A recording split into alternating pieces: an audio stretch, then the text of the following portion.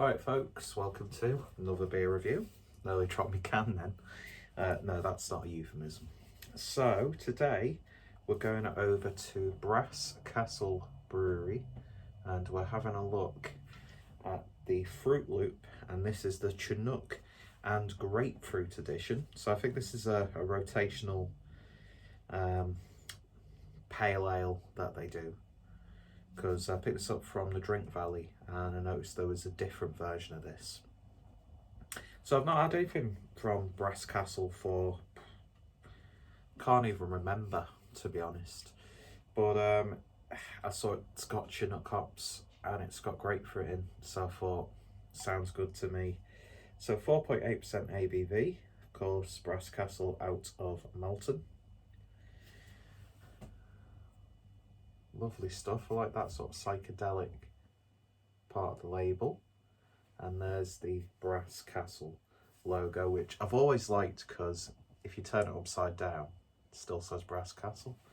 It's like was it Daddy's brown sauce that used to have the face on it? That obviously when you stand the bottle upside down, it's got a different face. Anyway, no, nobody?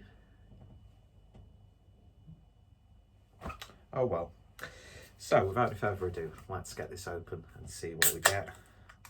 I'm sorry, just tumbleweed went past as I was talking then. So obviously it links down to both Brass Castle and the Drink Valley in the description. So there we go. Not used a Teku for a while. Beer in the glass then, and yeah, it looks like a proper old school pale, doesn't it? Got a little bit of a orangey copper amber look to it. Definitely unfiltered. A little bit of a cloudiness there. And beer poured with about 1.5 fingers worth of a white head. I wasn't really swilling it now, I was just rocking it up and down, wasn't I? Anyway, looking nice. Let's see what we got on the nose. You get the grapefruit in there. It's got a very sort of grassy, herbally sort of aroma to it. A little bit of a candied orange. Nice sticky, slightly resiny aroma as well. Yeah, it smells like a classic old school pale ale with maybe a little bit of grapefruit in there, because it's got that sort of slight muskiness as well. Smelling pretty nice and modest so far. So let's see what we get on the taste. Cheers, folks.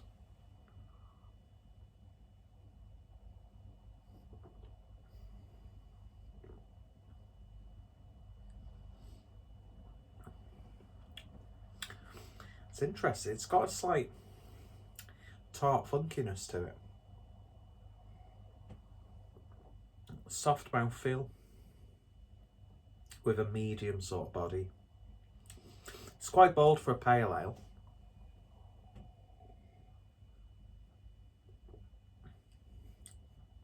Grapefruit is definitely there,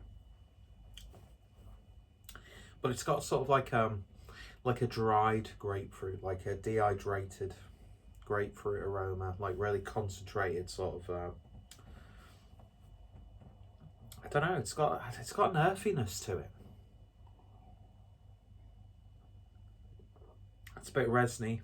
It's got a slight dank edge to it. Yeah, it's really old school. And you get that sort of like classic flavour that you get from Chinook hops.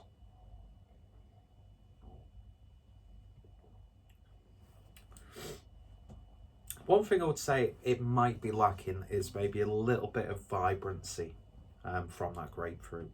If the grapefruit was maybe a little bit more punchy, I mean, it's still a nice beer, don't get me wrong, but I just want that grapefruit just to be a little bit more pronounced.